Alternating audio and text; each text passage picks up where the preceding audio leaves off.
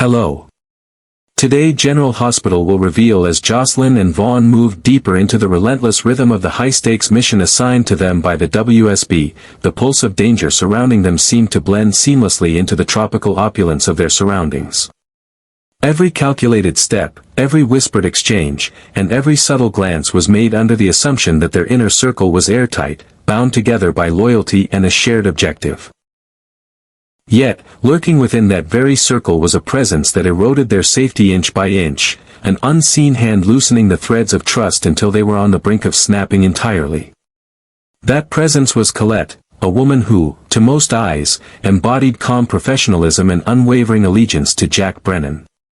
Her demeanor was measured, her tone always controlled, her gaze steady and reassuring. She knew how to carry herself in tense situations, how to respond with precision, and how to make those around her believe she was wholly committed to their cause. Brennan himself regarded her as one of his most competent operatives, someone capable of holding the line when chaos threatened to swallow the mission whole. But beneath that carefully curated facade lay a mind weaving threads of betrayal, a double game she had been playing quietly, methodically, and without hesitation for far longer than anyone suspected. Through clandestine channels, Colette maintained a steady stream of encrypted communications with Pascal, a man whose name carried with it a shadowy reputation even in the murky world of covert operations. She fed him updates, concise, razor-sharp bursts of intelligence. About the 2 WSB agents embedded inside the Five Poppies resort. Under the guise of a honeymooning couple, Mr. and Mrs. Nash had infiltrated the resort to uncover the truth about a rumored Black Ops project, but Colette's carefully chosen words and precise coordinates transformed their cover into a ticking time bomb. Pascal didn't waste a second in capitalizing on her treachery, dispatching operatives with lethal efficiency, each move calculated to eliminate Vaughn and Jocelyn before they could dig too deep. The threat culminated one humid night when Vaughn, alone in his suite, felt the sudden, crushing force of an arm coiling around his neck. The attacker's grip was merciless, his intent unmistakable, the cold glint of purpose in his eyes leaving no room for negotiation. Vaughn's breath was ripped from him in ragged gasps, his vision tunneling as his body fought desperately for air. Just as darkness threatened to consume him, the door burst open. Jocelyn, moving on pure instinct, stormed into the room. Her weapon was in her hand before the intruder could fully react, and the sharp report of gunfire tore through the suffocating silence. The assailant collapsed, the immediate danger neutralized, but the room still throbbed with the shock of what had just happened. That single, violent encounter altered everything. For Vaughn, it was the tipping point that shifted vague suspicion into chilling certainty. There was a traitor among them, and her name was Colette. He began his own investigation in secret, piecing together fragmented details that, when combined, painted a picture far darker than he had imagined. The pattern was clear: every operational setback, every brush with danger, every inexplicable leak of classified details traced back to her. But the betrayal went even deeper. Vaughn's digging uncovered that Colette's allegiance to Pascal was only one layer of her deception. Above Pascal loomed another figure, an anonymous benefactor whose reach extended into corners of the intelligence world few dared to tread. This shadowy figure was orchestrating a project so monstrous that even the WSB's most seasoned operatives would hesitate to believe it possible. Five Poppies, with its manicured gardens, marble-lined halls, and luxury facades, was nothing more than a mask for something far more insidious. Beneath the soft lighting and champagne flutes was a covert operation driven by cruelty and greed, a campaign of human exploitation that blurred the line between experimentation and atrocity. The resort was not just a cover, it was the centerpiece of a plan that would profit from suffering on a scale that defied comprehension. Vaughn knew then that they weren't just racing to complete a mission, they were standing in the middle of a battlefield disguised as paradise, and the enemy had already been living among them. In the August 13th episode, the tension that had been simmering beneath the surface of the WSB operation finally broke through, and it did so in the form of Colette's cold, calculated audacity. From the moment she appeared on screen, there was an unmistakable sense of purpose in her every movement, the kind of deliberate stillness that belongs to someone with an agenda too dangerous to leave to chance. She was not simply present in the background, she was hunting, her eyes scanning her surroundings as if measuring the distance between herself and the man she was following. Jack Brennan, the man she was shadowing, remained unaware that one of the people he believed to be an ally was, in reality, working to dismantle his mission from within. The camera followed Colette as she slipped into the shadows, her every step precise, her posture betraying no nervousness, only a predatory confidence. She had timed everything with near mathematical precision. Where Brennan would be, how long she had to act, and exactly where she could conceal herself to both observe him and make her next move without drawing suspicion. This wasn't improvisation, this was execution of a plan she had nurtured for weeks, perhaps months. The operation she intended to sabotage was no minor undertaking.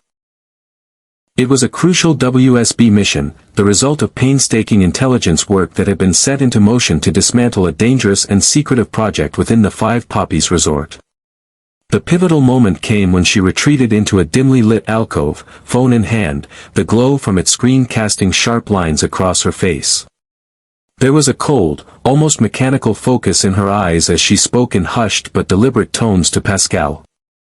She gave no vague descriptions or cryptic hints. Her words were direct, revealing with startling precision the identities and current location of the two undercover WSB operatives working under the alias of Mr. and Mrs. Nash. These were not just field agents, they were the linchpin of the entire operation, a carefully placed pair whose presence inside the resort represented the WSB's only real chance at exposing the truth behind its facade. By passing this information to Pascal, Colette transformed the mission from a controlled infiltration into a lethal trap. Her betrayal was absolute. This wasn't an accidental slip or an error in judgment, it was a deliberate, calculated act to compromise everything the WSB had invested in the operation. The disclosure of those details was a direct violation of the most sacred principle of their work, the preservation of operational security. In doing so, she didn't just jeopardize the lives of the agents in the field, she threatened to unravel months of coordinated intelligence work and potentially erase the WSB's chance to stop a dangerous international scheme before it reached completion. In that instant, the line between loyalty and treachery ceased to exist for Colette, if it had ever existed at all. She had stepped fully into the role of a double agent, aligning herself with forces that stood in direct opposition to the mission she had been entrusted with. And if history had proven anything about Jack Brennan, it was that he dealt with betrayal in only one way, decisively and without hesitation. Brennan's reputation was not built on forgiveness or negotiation. He was a man for whom sabotage was an unforgivable offense, one that demanded swift and final retribution. What made this act even more incendiary was the personal thread woven into the mission's fabric, Brennan's connection to Carly Spencer. Carly's daughter, Jocelyn, was among those placed in direct danger as a result of Colette's actions. This was no longer just a matter of compromised protocol, it was an attack that cut into Brennan's personal world, a violation that would ignite a far more dangerous and emotional response than any political betrayal could.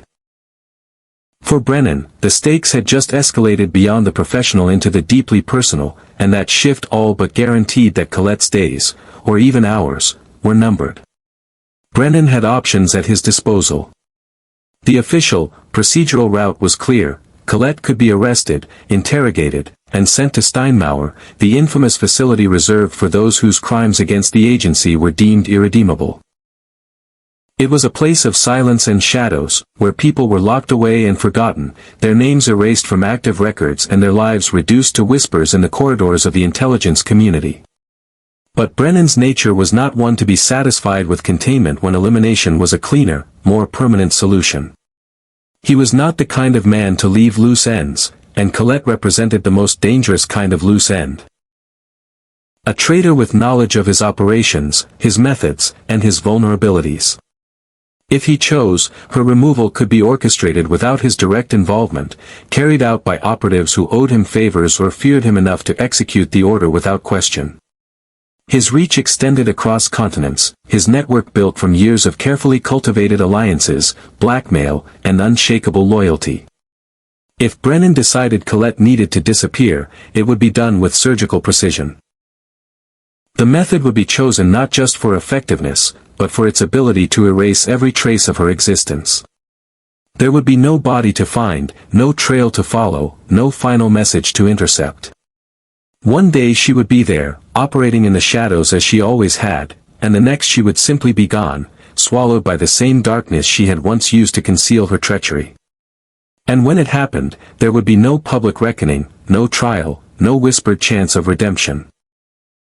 In Brennan's world, betrayal was not a story that ended with prison bars or courtroom drama. It ended in silence, in the complete obliteration of the traitor from the world they had sought to undermine. Colette had made her choice on August 13 when she stepped into that alcove and made that call to Pascal. The consequences, inevitable and absolute, were already on their way. ChatGPT de NOI. Meanwhile, in Port Charles, the narrative threads were tightening like a noose, weaving an increasingly intricate pattern of power plays, betrayals, and personal stakes that made it impossible to separate the professional battlefield from the personal one. On August 15, the city became the stage for a confrontation that no one could have anticipated, yet in hindsight seemed inevitable. Michael Corinthos, whose reputation had long walked the line between principled businessman and strategic manipulator, took down Drew Kane in an act that was anything but spontaneous.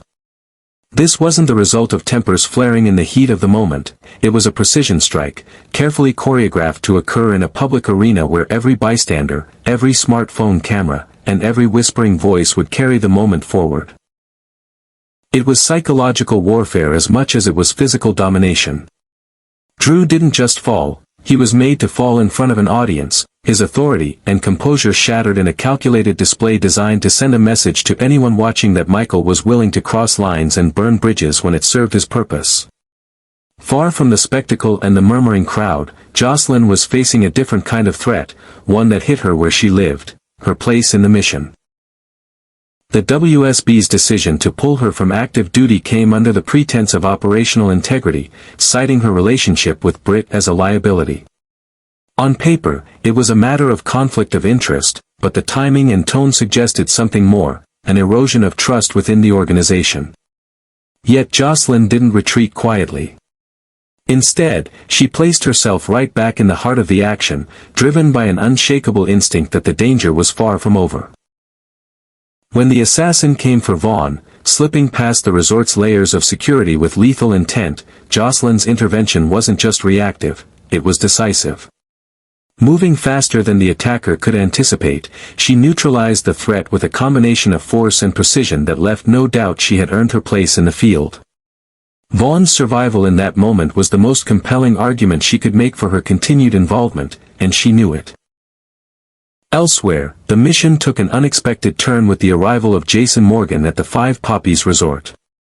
His presence was like a live current surging through the operation, altering its flow and dynamic in an instant. The moment his eyes met Britt's was charged, not just with the shock of recognition but with the weight of a shared past, one punctuated by trust, betrayal, and moments neither had ever fully processed. The air between them seemed to thicken, heavy with the knowledge that their reunion was happening in the worst possible place and at the most dangerous possible time. The opulent setting of the resort, with its serene pools and manicured gardens, could not disguise the fact that this meeting was less about coincidence and more about fate closing a loop neither of them had expected to face again. Back in Port Charles, the ripples from these events were spreading quickly.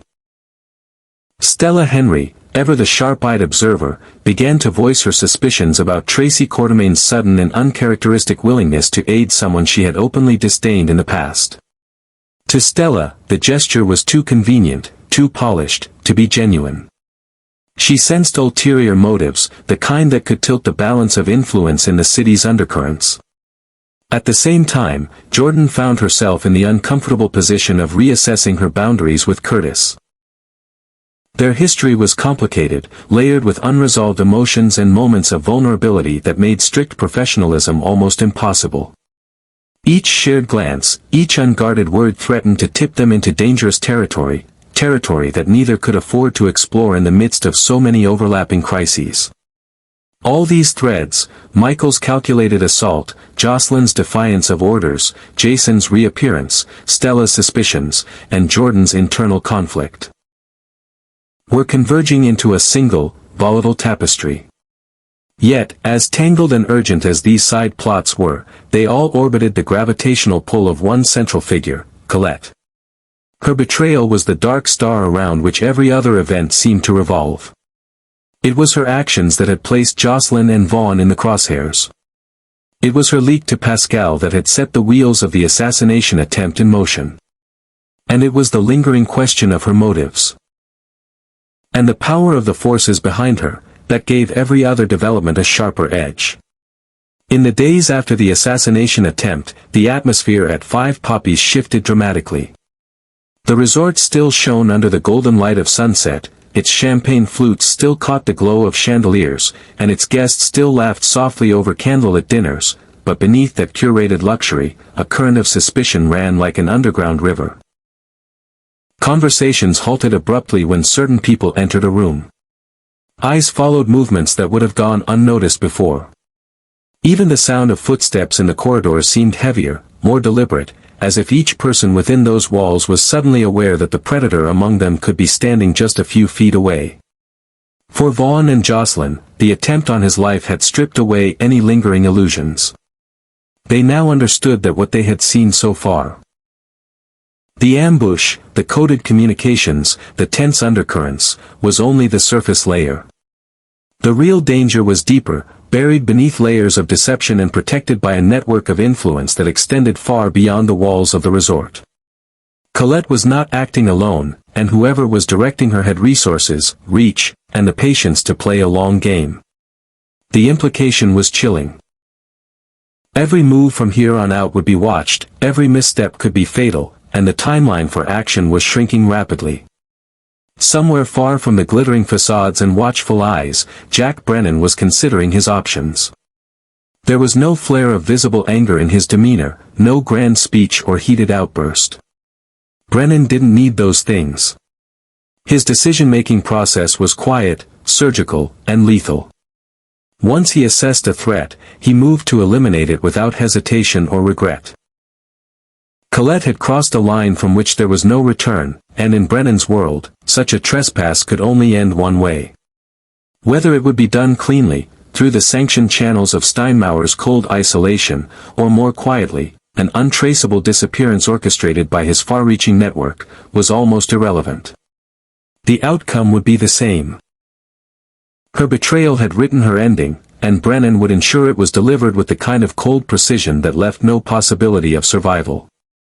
Somewhere far from the resort's manicured courtyards and the polished whispers of Port Charles society, Brennan sat in a room that was all steel and shadow. The walls were bare, save for a single clock whose second hand clicked in a rhythm that seemed to measure not time, but the narrowing margin of Colette's existence. He did not pace, nor did he speak. He didn't need to. Men like Brennan understood that action, when it came, was most effective after absolute stillness. In his mind, the board was already set. The pieces had been moved into position without fanfare, without warning, and without any chance for the traitor to recognize the pattern until it was too late. For Brennan, Colette's betrayal was not just an operational breach. It was a violation of the unspoken contract between those who lived in the shadows and those who commanded them. She had taken the trust given to her, wrapped it in secrecy, and delivered it into the hands of his enemies.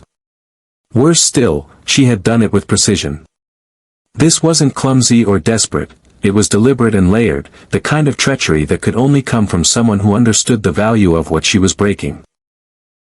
And for that, Brennan knew the correction couldn't be symbolic, it had to be absolute. In another part of the city, Vaughn and Jocelyn were operating under the fragile illusion that the worst had passed. They moved with vigilance, yes, but not yet with the knowledge that Brennan had already placed them inside a much larger play. The assassin's failure had rattled them, but it had also shifted their focus toward survival in the present moment. They hadn't yet considered that Colette's removal might not only be about vengeance, it might also be about bait. Brennan understood that the best way to catch the architect of the scheme was to let the weakest pillar in their structure crumble, drawing the rest of the network into view. Colette's death would not simply be punishment, it would be the opening move in dismantling the web behind her. At Five Poppies, the atmosphere had thickened to the point that even the staff moved differently. Conversations between guests grew shorter. The usual background chatter at the bar was replaced by tense silences, as though every word might be overheard by the wrong ears.